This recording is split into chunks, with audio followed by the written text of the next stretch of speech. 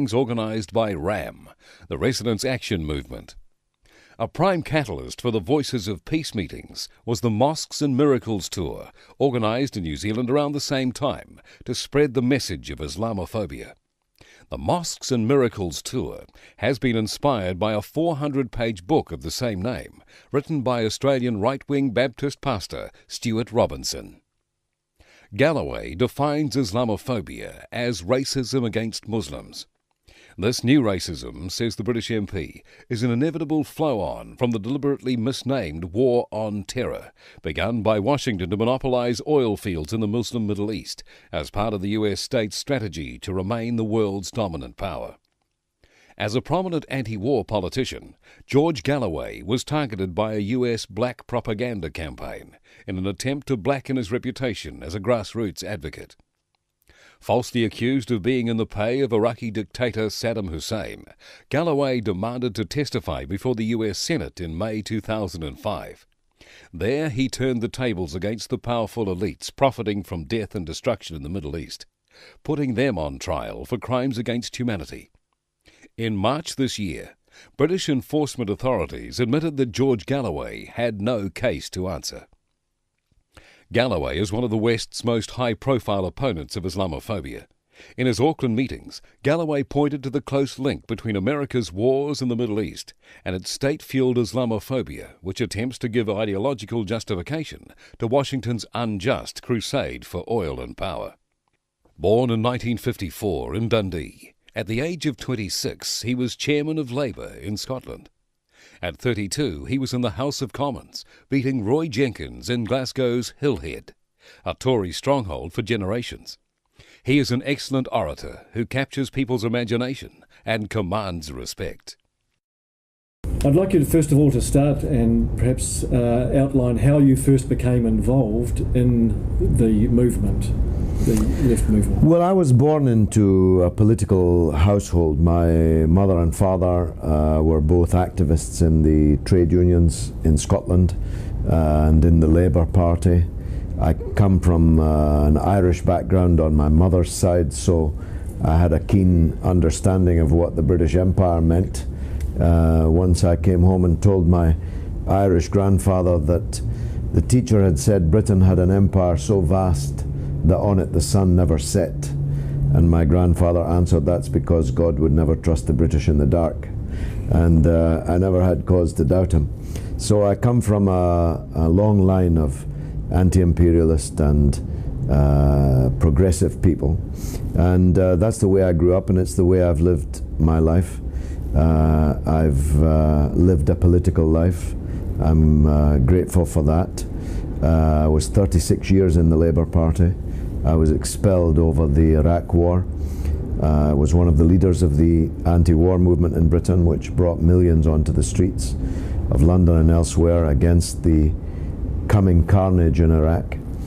And I'm one of the leaders of Respect, which is a party which grew out of the anti-war movement and which has united Muslim and non-Muslim, young and old, black and white, all over the country in an attempt to create a new politics out of the anti-war movement. I became involved with the Muslim world well over 30 years ago now through my work on Palestine, which started in the middle 1970s, continues until now. And from that involvement with the Palestine question has grown a wider engagement with the Arab world and then the broader Muslim world. And so I'm reasonably qualified, I think, to speak about the things I've been speaking about in New Zealand at the weekend. And who knows, maybe I'll be back in these parts again before long. I've just heard that there's a lot of invitations from Australian organisations to come there. Well, I can't on this trip, but maybe I'll make another before long. George, since the US invasion of Iraq, we have seen some groups trying to whip up racist hysteria with a hate campaign against Muslims, in particular in this country and also around the world. Can you outline your views on how this phenomenon has arisen? Well, we said it would be inevitable. That it was the other side of the coin. If you think that making war against Muslim countries is not going to generate a kind of drumbeat of anti-Muslim prejudice in your own home country, then you haven't learned any lessons. The reality is that if every bomb in the world that's falling is falling on Muslims and is being dropped by non-Muslims, and the demonization of Islam, of Muslims, of Muslim countries, Muslim leaders is driven to the point of justification of war, then inevitably there will be waves that travel in the wake of such aggression. And if we're lucky, it will be confined to a few crazed Christian fundamentalist neocon clerics who ship over from Australia to try and encourage New Zealanders to throw rocks at their local Muslim neighbours. If we're unlucky, it will develop as it has in parts of the United States and sometimes in Britain and in other places too, into the kind of actions, the kind of words, the kind of atmosphere that will lead to the alienation of Muslims in countries like New Zealand. And as a result of that alienation, there will germinate many negative problems. And in Britain, we have much melancholy experience of this. You talked a little bit about respect and your involvement in that organisation in the UK. How do you see the best way is to overcome this wave of Islamophobia, both in the UK and here in New Zealand? Definitely the way we have approached it is similar to the way that organisations like RAM are approaching it in New Zealand, which is to try and make a unity between the Muslims and the progressive people who are just as angry as the Muslims are at the foreign policies of Western governments and Western-orientated Southern governments like that of Australia and to a lesser extent New Zealand. What we say to Muslims is, we know you're angry, you're right to be angry, but the best way to be angry is to make one hand with non-Muslims who feel the same way as you do about these foreign policies. And that's been a big success in Britain. It's one of the reasons why the anti-war movement grew so large in Britain. It's one of the reasons for the success of Respect. There are other countries where that unity has not been forged. In New Zealand, I think it's on its way to being forged, and it will find its political expression too in forthcoming elections. And that's a good thing, because the Muslims in New Zealand are 45,000 in a population of 4 million. This is a tiny percentage, and the Muslims will be isolated if they're left alone. At the same time, it is the duty of progressive people to stand up for the downtrodden, those on the end of the lash of bigotry and prejudice. If not them, who? If not the left, who will stand to defend the Muslims? Racism's not the sort of thing that can be ignored. It can grow like a cancer. Is that how you feel? Yes, and to mix the medical metaphor, it's also a virus, and it can be transmitted. And Australia is only 3 hours away, and we have in New Zealand at this moment proselytizers of hate who've come from New Zealand, but who emerge from the swamp of neocon Christian fundamentalism in the United States, whose task is to whip up hatred against Muslims, to tear the fabric of New Zealand society apart, to set neighbour against neighbour, and to sow the seeds of future hatreds. And that must be combated. As soon as it raises its ugly head, it has to be confronted, and that's why I'm here in New Zealand this weekend. If it is not combated and effectively challenged, what do you see the outcome? Well, it will grow because there are always knuckleheads who are prepared to believe propaganda, and there are always pernicious forces who are ready to peddle this false propaganda. And if it's not confronted by articulate and clear argument, then we'll lose the advantage we currently have in New Zealand, that the country has a sensible majority of reasonable people who don't want to be at war with or in hatred of anybody. That's the traditional New Zealand way, That's the way that New Zealand became famous around the world for, and it's the way we must try to defend. But if you don't defend it, it can be overrun, and it can be overrun by these negative forces of hatred that have come across the Tasman Sea from Australia to spread their hateful message, and we must combat it, and that's why I've come all this way for such a short visit. George, you've been very vocal against the war for some time, and as a result you've been attacked by the government, in particular Blair. Do you want to outline how that has come about? Well, not really, because I didn't come all this way to speak about me, but I'm being punished by the government and by the powerful because I was right about Iraq, which is much more important to me than any punishment they can hand out to me. Everywhere I go, I draw large crowds of people who listen to what I've got to say. I'm on the radio, national radio in Britain, 6 hours a week. 1 million people a week are listening to me. That's all much more important than the disapproval of those who took us into this disaster in Iraq. If I were approved by them, I'd be worried. If I were being given medals by them, I'd be worried. The only medals I care for are the respect of the ordinary people amongst whom I've been working for decades. And I have that, and they can't take that away from me. They can suspend me from the British Parliament, but if you'd seen the British Parliament recently, you'd regard that as not much of a punishment. And how has that movement been built up, that respect you just talked about? I think by a clear anti-imperialist leadership who understood that wars don't just come out of thin air. They're not a result even of the wickedness of the political leaders who happened to be in power at the time. Although we have had the misfortune to be governed by two pretty wicked leaders, Mr. Bush and Mr. Blair, over this last period.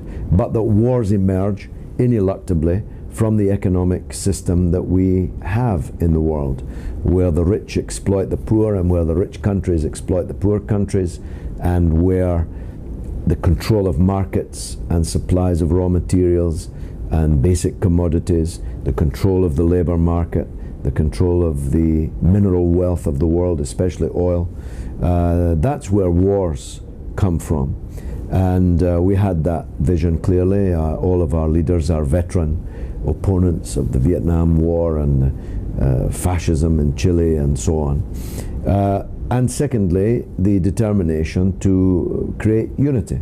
We never had any blood tests in the anti-war movement in Britain. We never asked people to sign up for the full anti-imperialist program. We said, if you're against this war, if you're against Britain becoming an empire again, join with us. And the millions did. And we marched, and we found the limitations of marching. And the limitations were demarcated when the doors of power were slammed in our face, however many millions of us there were.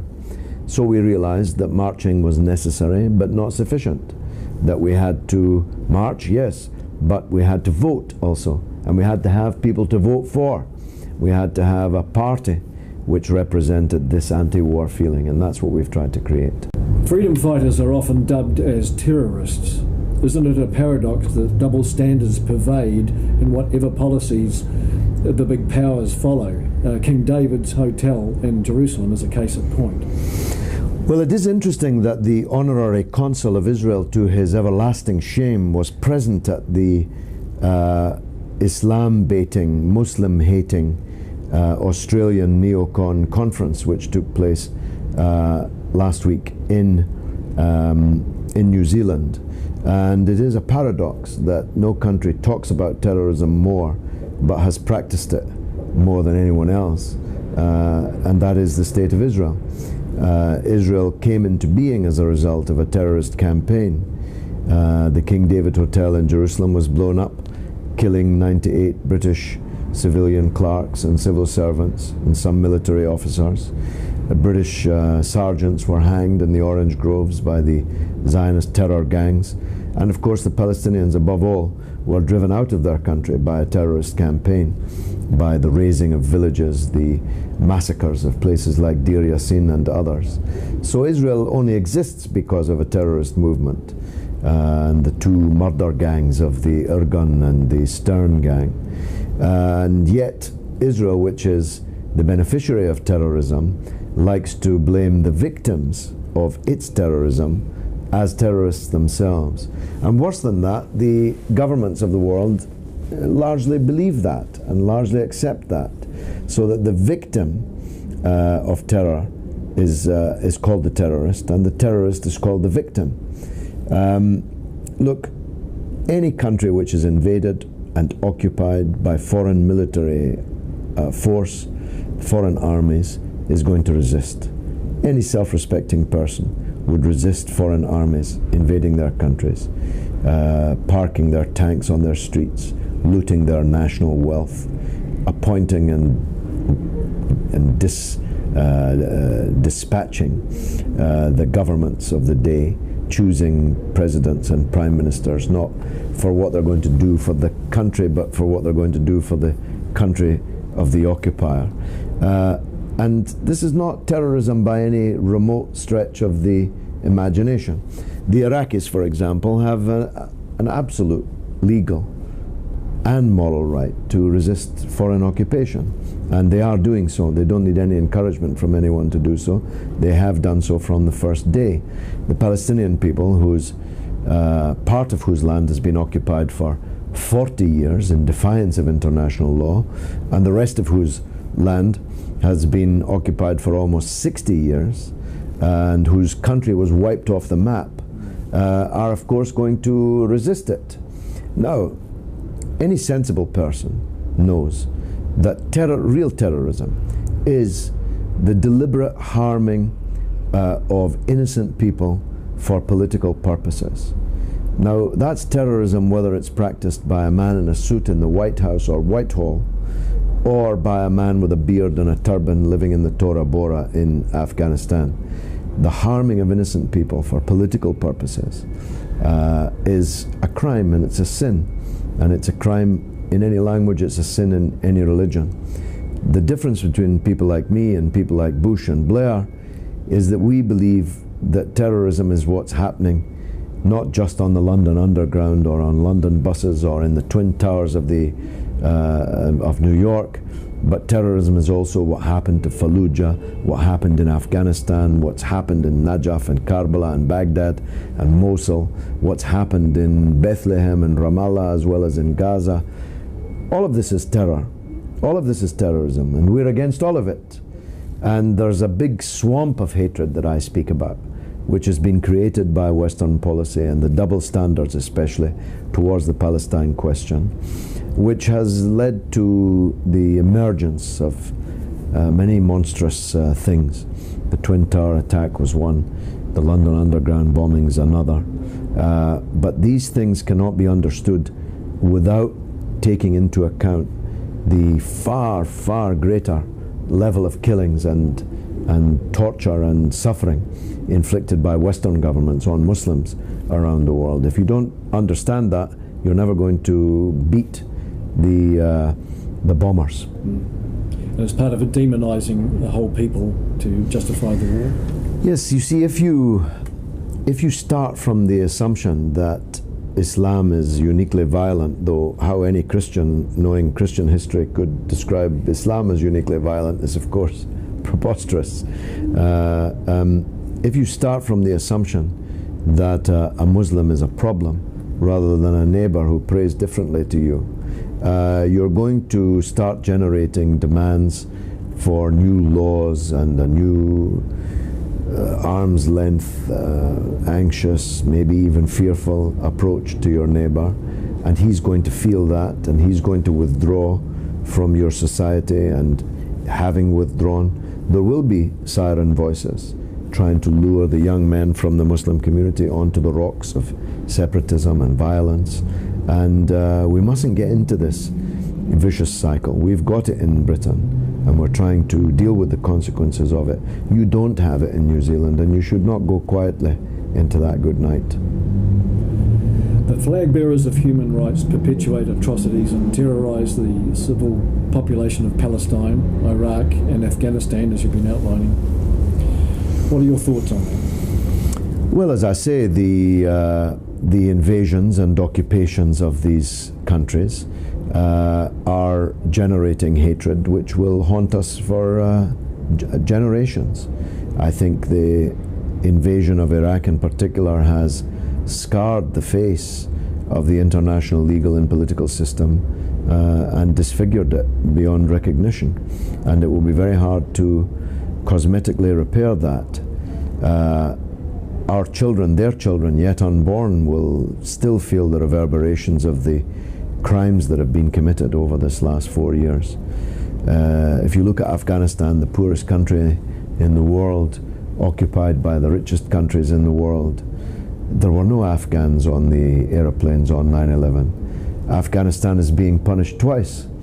It was punished first when bin Laden and his obscurantist fanatics were sent to Afghanistan in the first place by Britain and America and other Western countries in order in pursuit of the immoral principle that my enemy's enemy is my friend.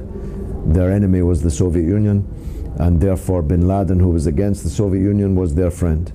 But you see, sometimes your enemy, your enemy's enemy can be worse than your enemy. These people have never read the Dr. Frankenstein story to the end. Dr. Frankenstein lost control of his monster. That's why it's a monster.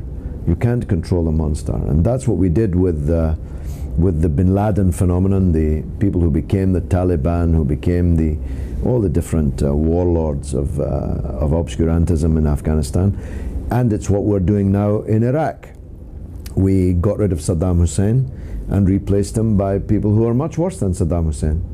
Iraq was one country under one dictator 4 years ago. Now it's 100 different countries with 100 dictators. Warlords, yes. You have said that an axis of aggression links Tel Aviv and Washington with London at the midpoint, and it has Tehran as its site. Can you elaborate on that? Well, there's a very real danger that Iran will be attacked either by the United States or by Israel, which will add up to the same thing, and maybe soon. George Bush's term is running out. The neocons, especially Dick Cheney, the vice president, and the Israeli government, which is all at sea and in real trouble and under pressure from its right, from Netanyahu. It may very well be that a critical mass of conditions is coalescing that will lead to a decision to attack Iran. And if that happens, it will be the worst decision that anybody ever made. It will make the Iraq story puny by comparison, because Iran is not a small adversary. Iran is 75 million people, a rich country, which will rally behind its regime. Even those who don't like the regime will rally behind it. And Iran will answer any attack. She will answer first and foremost in Iraq, where the country will immediately become ungovernable and coalition troops will be slaughtered, massacred on the streets. She will answer in the Persian Gulf, in the Arabian Gulf. She'll set the oil fields of Qatar and other places on fire within moments of any attack on her. She will answer in Lebanon, where she has friends, as we know. She will answer in Palestine. She will answer around the world. It will be war throughout the world if these people attack Iran. And I was going to say, if they have any sense, they will not do so. But of course, the last 4 years has demonstrated that the US government has no sense. It is a giant with the mind of a child, led by an imbecile who appears utterly oblivious, ignorant of the world in which he's roaming around as the single superpower. So be afraid of such a development, and if it occurs, nowhere, not even New Zealand, will be immune from the blowback that will occur. Thank you, George. Thanks. Next week. There doesn't seem to be any problems. We're certainly not second-class citizens or oppressed or repressed and stuck at home. There are Muslim women in all professional fields out there working in all walks. Well, I was born into a political household. My mother and father were both activists in the trade unions in Scotland and in the Labour Party. I come from an Irish background on my mother's side, so I had a keen understanding of what the British Empire meant. Once I came home and told my Irish grandfather that the teacher had said Britain had an empire so vast that on it the sun never set. And is an inevitable flow-on from the deliberately misnamed War on Terror, begun by Washington to monopolise oil fields in the Muslim Middle East as part of the US state's strategy to remain the world's dominant power. As a prominent anti-war politician, George Galloway was targeted by a US black propaganda campaign in an attempt to blacken his reputation as a grassroots advocate. Falsely accused of being in the pay of Iraqi dictator Saddam Hussein, Galloway demanded to testify before the US Senate in May 2005 in just crusade for oil and power. Born in 1954 in Dundee, at the age of 26 he was chairman of Labour in Scotland. At 32 he was in the House of Commons, beating Roy Jenkins in Glasgow's Hillhead, a Tory stronghold for generations. He is an excellent orator who captures people's imagination and commands respect. I'd like you to first of all to start and perhaps outline how you first became involved in the movement, the left movement. There he turned the tables against the powerful elites profiting from death and destruction in the Middle East, putting them on trial for crimes against humanity. In March this year, British enforcement authorities admitted that George Galloway had no case to answer. Galloway is one of the West's most high-profile opponents of Islamophobia. In his Auckland meetings, Galloway pointed to the close link between America's wars in the Middle East and its state-fueled Islamophobia, which attempts to give ideological justification to Washington's organised by RAM, the Residents' Action Movement. A prime catalyst for the Voices of Peace meetings was the Mosques and Miracles tour, organised in New Zealand around the same time to spread the message of Islamophobia. The Mosques and Miracles tour has been inspired by a 400-page book of the same name, written by Australian right-wing Baptist pastor Stuart Robinson. Galloway defines Islamophobia as racism against Muslims. This new racism, says the British MP,